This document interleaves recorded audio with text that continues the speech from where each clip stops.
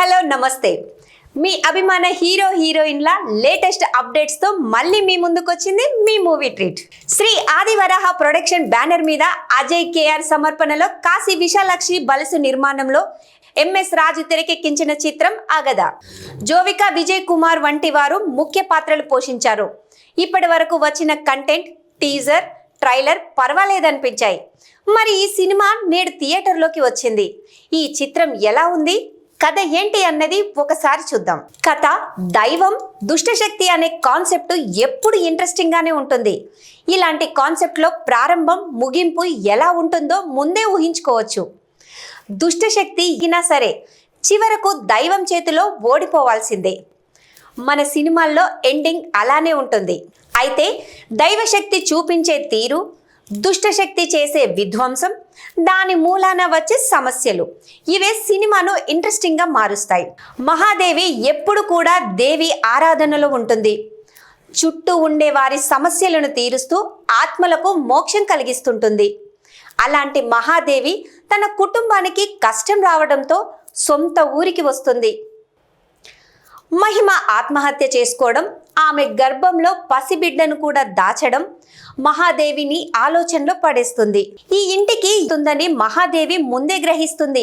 అదే తన బాబాయ్ భానుచందర్, పిన్ని సుశీల, వనితా విజయ్ కుమార్, కూతురు హరిణి, జోవికా విజయ్ కుమార్ వింత ప్రవర్తన మరింత అనుమానాన్ని కలిగిస్తుంది.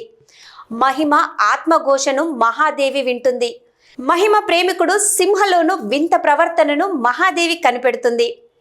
అసలు వీరంతా ఎందుకు ఇలా ప్రవర్తిస్తుంటారు? మహిమ ఆత్మహత్య ఎందుకు చేసుకుంది? ఈ అగద ఎవరు? అగదను చేరుకునేందుకు మహాదేవి గురువు బాబా షిజ్జు చేసిన త్యాగం ఏంటి?